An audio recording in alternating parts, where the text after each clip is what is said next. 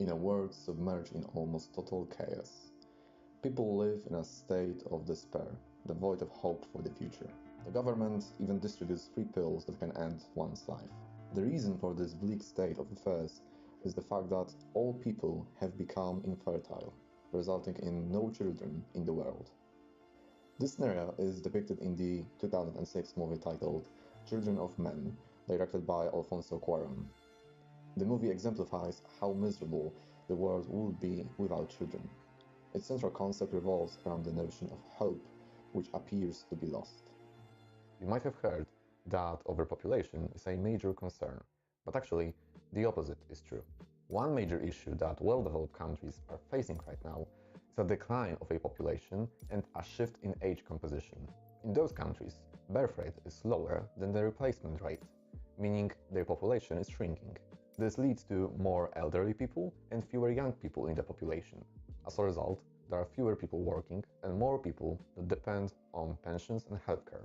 And it's a major concern because our economies relies on growth, and most of the state pension systems relies on people that work. Additionally, the shift in age composition leads to fewer people that are fit for military service, which can make a country susceptible to crises.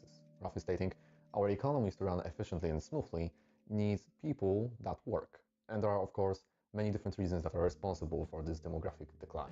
Surely, economic factors play a major role, such as astronomically high housing prices and overall cost of having children, but also the lack of support systems like childcare or parental leave play a role in that.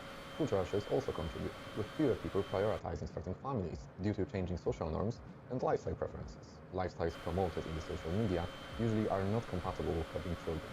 There's a strong ideology of professional success, and creating a family with a bunch of kids is not considered a success in this sense. Also, activities that are promoted in our pop culture include traveling, having a lot of free time, and not being responsible for anything. Simply put, we live in a culture where happiness and not having any responsibilities is the most desired thing by many. Demographic collapse could become a serious issue in the next 50 years, so potentially even faster than the consequences of the climate change. Overall, it seems like a significant problem that needs attention.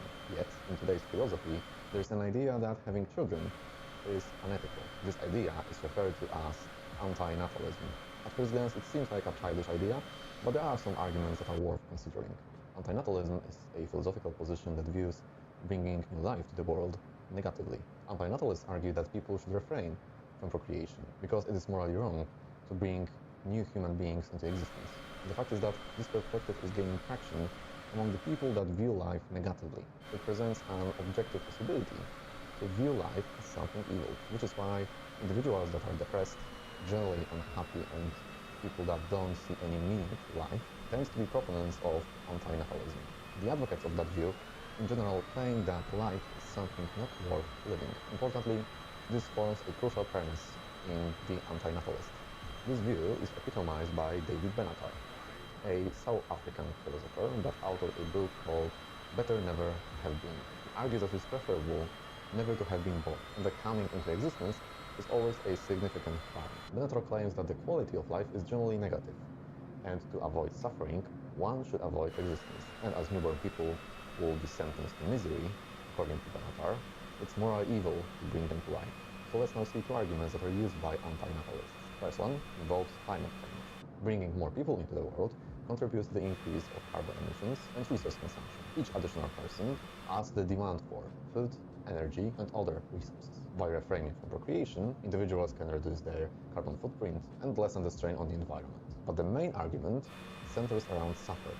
Anti-natalist argues that bringing new life into existence inevitably exposes them to various forms of suffering. Life is filled with loss, pain, and disappointment, and no one can guarantee a life without hardships. And by choosing not to have children, we can prevent experiencing suffering by those potential beings. Therefore, it is at least morally preferable to avoid procreation, so to not expose those potential beings to suffering. So let's now talk about those arguments. While it's true that less people could lead to less pollution, but what if we could reduce carbon emission without reducing population growth? What if each new person born could potentially solve the problem of climate change? Maybe instead of restricting the number of people, we should focus on other policies like restricting the individual pollution